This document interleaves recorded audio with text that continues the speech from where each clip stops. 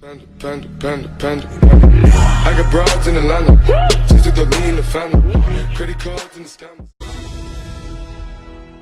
Okay, who is exactly behind promoting these accusations and protests against Judge Kavanaugh? We have an Ingram Angle investigation for you tonight.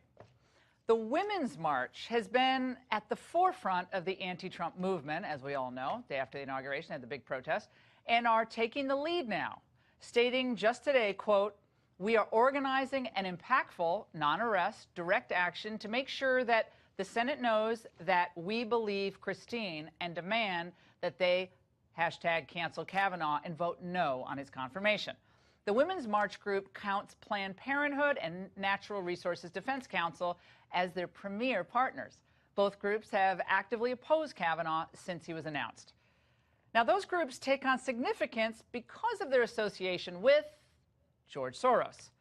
According to an extensive study by the Media Research Center, 100 of the 544 Women's March partners have received a total of 246, am I reading this right? $1,637,217 from Soros at last count.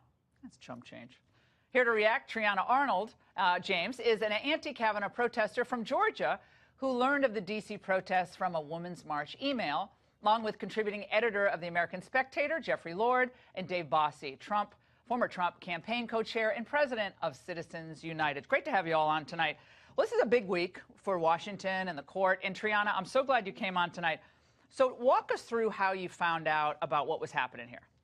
Well, I've always been an advocate. And so through advocating and volunteering with the Women's March and other organizations, not just the Women's March, you know, you get the emails, you get the updates, you find out what's going on. And so when I found out that they were going to be here in Washington, D.C., I came from Georgia.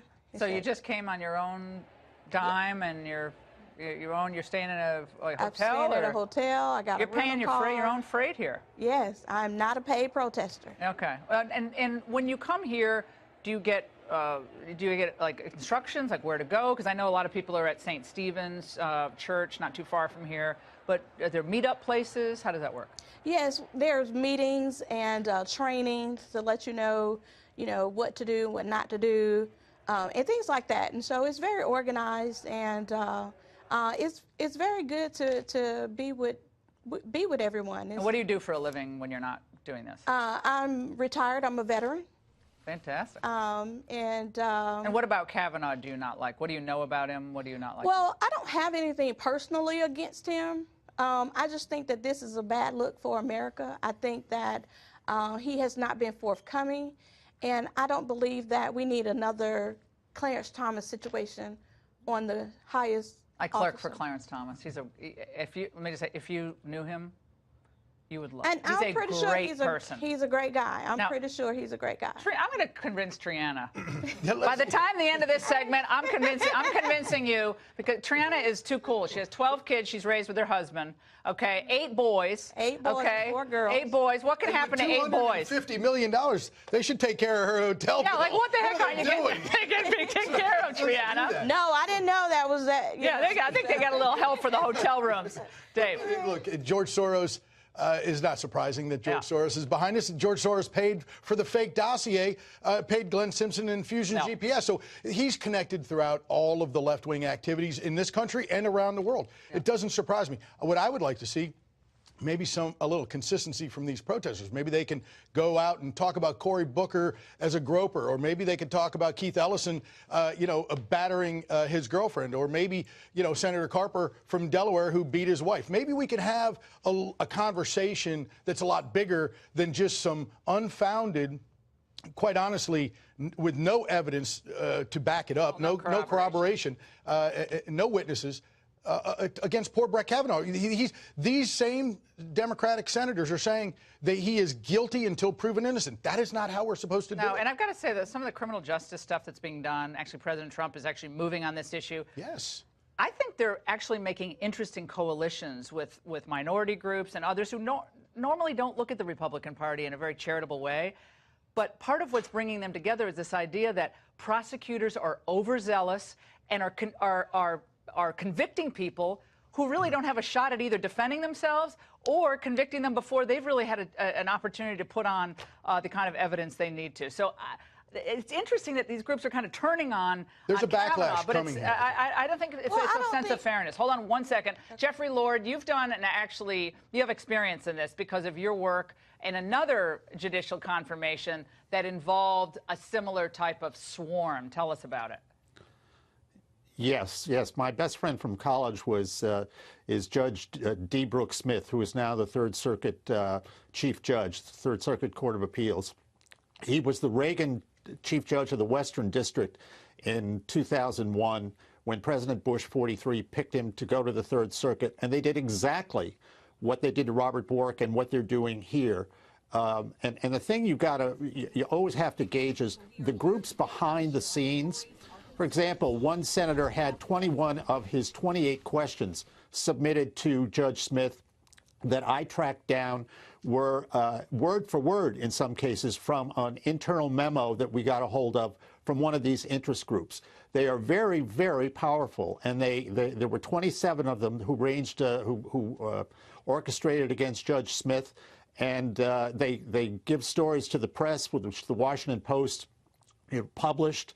They do all of these kind of things, and it's a real serious problem. And what we're seeing here are Democratic senators, basically what you can't see are the groups behind these Democratic senators that are pulling the strings, which they are doing.